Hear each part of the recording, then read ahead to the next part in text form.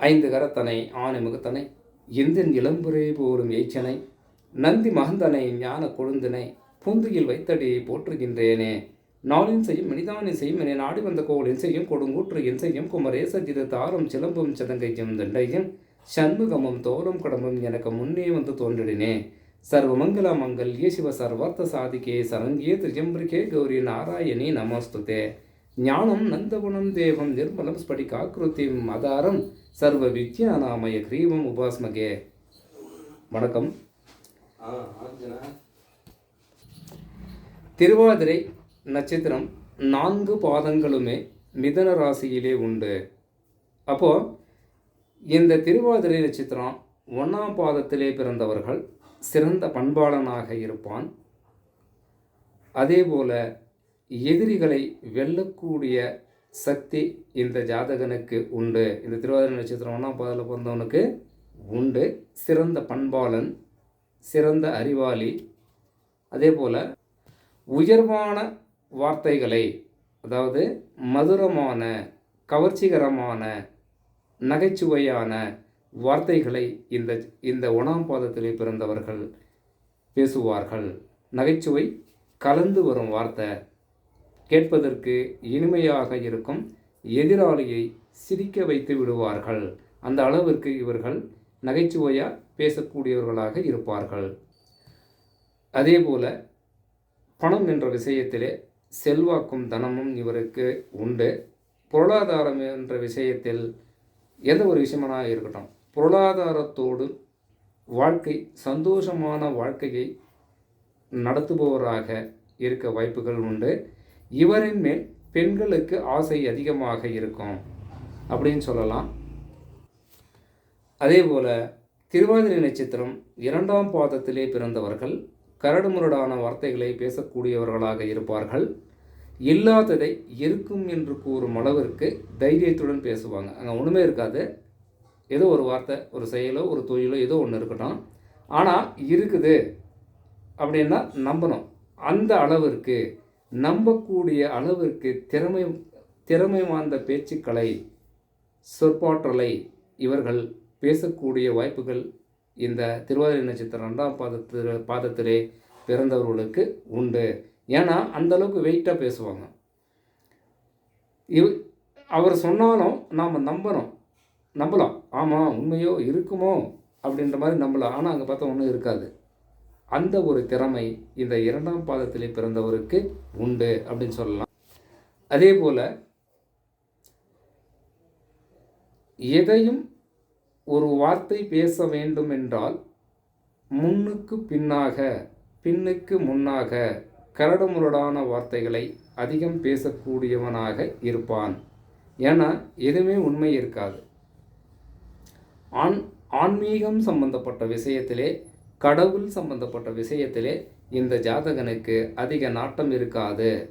ஏதாவது ஒன்று தாய் தந்தையரோ உடன் பிறந்த சகோதர சகோதரிகளோ யாரோ ஒருத்தர் ஏதாவது ஒரு ஆன்மீகம் சம்மந்தப்பட்ட விஷயமோ, கடவுள் தெய்வம் சம்மந்தப்பட்ட விஷயமோ, கோயிலுக்கு போனோம் சாமி கும்பிடணும் அப்படின்ற ஒரு விஷயம் வந்துச்சுன்னா, உனக்கு வேலை இல்லை நீ போ, நான்லாம் வரமாட்டேன், எனக்கு வேலை இருக்குது, நீ போய் பாரு அப்படின்ற மாதிரி பேசக்கூடிய அளவிற்கு இந்த 2ஆம் பாதத்தில் பிறந்தவர்கள் இருப்பார்கள் அப்படின்னு சொல்லலாம்.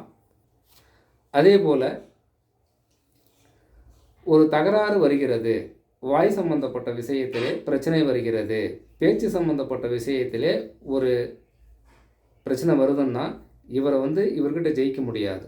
அந்த அளவிற்கு இவர்கள் பேசுவார்கள். ஏன்னா ஏற்கனவே கரடுமுரடான வார்த்தைகளை அதிகம் வெளியிடுபவராக இருப்பார்கள் இவர்கள். இவரிடம் சண்டையிட்டாலோ பேச்சுவார்த்தை கொடுத்தாலோ இவரிடம் ஜெயிக்க 1% கூட வாய்ப்புகள் இல்லை அப்படின்னு சொல்லலாம். அதே போல் திருவாதிரை நட்சத்திரம் 3ஆம் பாதத்திலே பிறந்தவர்கள் நரம்பு சம்பந்தப்பட்ட விஷயத்திலே இந்த ஜாதகன் அதிக எச்சரிக்கையுடன் இருப்பது மிகவும் சிறப்பு. ஏன்னா நரம்பு தளர்ச்சி, அதாவது இந்த நரம்பு சம்பந்தப்பட்ட நோய் இந்த ஜாதகனிடம் இருக்கும். ஏதோ ஒரு விரலோ, ஒரு கையோ, ஒரு காலோ, இல்லை ஏதாவது ஒரு பாகம் நரம்பு இழுத்து பிடிக்கிற மாதிரி இருக்கும். எனக்கு ஒன்றுமே இல்லை, ஜோசியர் பொய் சொல்கிறாரு அப்படின்னு சொன்னாலும் இந்த நரம்பு சம்பந்தப்பட்ட விஷயத்தில் ஏதோ ஒரு வகை அந்த உடம்பிலே ஒரு இடத்தில் பிரச்சனை அந்த ஜாதகனுக்கு இருக்கும்.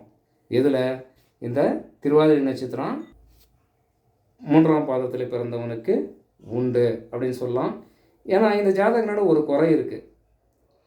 உடன் பிறந்தவராக இருந்தாலும் நண்பர்களாக இருந்தாலும் முன்ன விட்டு பின்னாடி பேசுவோம். முன்னாடி விட்டுட்டு பின்னாடி பேசக்கூடிய குணம் நல்ல குணம், அது ரொம்ப நல்லது இல்லையா? அந்த குணம் இந்த ஜாதகனிடம் உண்டு. அது குறையும் நிறைய, அது அப்பாற்பட்ட விஷயம். அவர் என்ன பேசுகிறாரோ அது தகுந்த மாதிரி போகும். எதிரிலே வந்தால் ஒரு மாதிரியாகவும் முன்னாடி விட்டு பின்னாடி பேசக்கூடியவராகவும் இருக்க வாய்ப்புகள் சதவிகிதம் விதத்திலே அதிகம் உண்டு. யார்? இந்த 3ஆம் பாதத்தில் பிறந்தவங்க. அதே போல் ஆண் சம்பந்தப்பட்ட விஷயமாக இருந்தால் திருமணம் சம்பந்தப்பட்ட விஷயம் கூட வரும். அந்த காலகட்டத்திலே இந்த ஜாதகனை திருமணம் சம்பந்தப்பட்ட விஷயம் எடுத்தாலே உனக்கு வேறு வேலை இல்லையா, வேறு பொழப்ப பாரு, என்னை விட்டுரு, எனக்கு தெரியும் எப்போ செஞ்சுக்கணும்னு சொல்லி எனக்கு தெரியும், அப்போ நான் பண்ணிக்குவேன் அப்படின்னு சொல்லுவோம். அப்போது இந்த 3ஆம் பாவகம் காலபுருஷனை வைத்து பார்க்கும்போது 3ஆம் பாவகம் சம்பந்தப்பட்ட விஷயம் என்ன சொல்லுவோம்? தைரியம், வீரியம் சம்பந்தப்பட்ட விஷயத்திலே இந்த ஜாதகனுக்கு சதவிகித அடிப்படையிலே குறைவாக செயல்படும் அப்படின்னு சொல்லலாம். ஏன்னா தைரியம் வீரியம் சம்மந்தப்பட்ட விஷயம் இந்த 2 தைரியம் ப்ளஸ் வீரியம் அப்படின்னாவே இதில் எல்லாமே அடக்கம். அது தனித்தனியாக உடச்சி பேசக்கூடாது. இதில் எல்லாமே உள்ளே வந்துடும். அப்போது திருமணம் அப்படின்னு வந்தால் வேணாம் அப்படின்னுமோ அந்த ஒரு நிலைமை அந்த ஜாதகனுக்கு இருக்கும் அப்படின்னு சொல்லலாம். அப்போது சரி, இப்போ உன் இஷ்டம் என்னமோ நீ சொல்லும்போது பண்ணிக்கலாம் அப்படின்னு விட்டுருணும். மேலும் மேலும் வற்புறுத்தின என்ன ஆகும்? உனக்கு வேறு வேலை இல்லைன்னு வேறு மாதிரி பிரச்சனை உருவாயிடும்.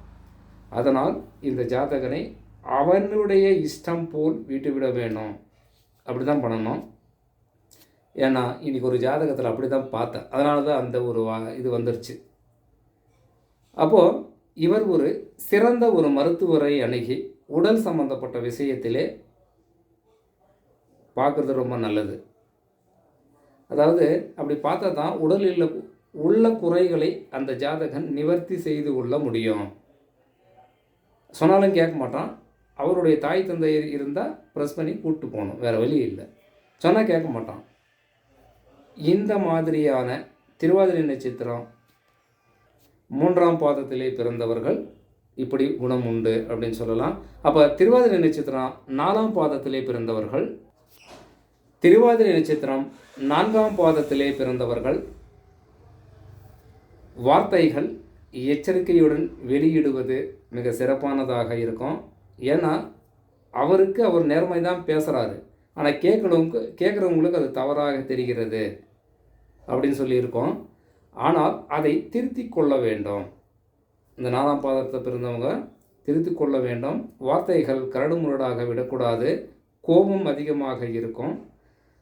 ஒரு சிந்தனையை ஒரு முறைக்கு 2 முறை சிந்தித்து செயல்பட வேண்டும். ஏன்னா இவங்க அந்த மாதிரி செயல்படுறதில்ல. 4ஆம் பாதத்தில் பிறந்தவங்க செயல்படுறதில்ல. அப்படி ஏதோ ஒரு யோசனையோடு ஏதோ ஒரு தொழிலோ செயலோ செஞ்சாங்கன்னா லாஸ் ஆகிடும். அதிலிருந்து நஷ்டம் ஆகும். அதிலிருந்து பல பிரச்சனைகளும் வரும். இந்த மாதிரியான ஒரு சிக்கலிலே இவர்கள் இந்த 4ஆம் பாதத்திலே பிறந்தவர்கள் மாட்டிக்கொள்வார்கள் அப்படின்னு சொல்லலாம். அதே போல் உறவு சம்பந்தப்பட்ட விஷயத்திலே யாராக இருந்தாலும் இந்த ஜாதகனை கண்டால் ஆகாது. ஏன்னா இந்த ஜாதகனுடைய வார்த்தைகள் அந்த மாதிரி இருக்கும். அது எந்த நிலைமையிலும் அவனுடைய ஜாதகம் பார்க்கணும் எப்படி இருக்குன்னு சொல்லி. இவர் சுற்றத்தாரோடும் உறவினரோடும் ஒட்டி போக மாட்டோம். ஒட்டி போகிறதுக்கான வாய்ப்புகள் மிகவும் குறைவு. நான் தான் எல்லாமே தெரிந்தவன், நான் சொல்கிற மாதிரி நீங்கள் கேட்குறதில்ல அப்படின்ற ஒரு பொசிஷனில் இது போகும். இப்படி 4ஆம் பாதத்தில் பிறந்தவங்க போகும். எது குறைய சொல்லலை, இருக்கிறது இப்படி இருக்கும், இப்படி இல்லை அப்படின்னு சொல்லி இந்த ஒரு பதிவில் சொல்கிறேன். அவ்வளோதான். யாரையும் கஷ்டப்படுத்துறதுக்காகவோ மனம் சங்கடப்படுத்துறதுக்காகவோ நான் கூறவில்லை.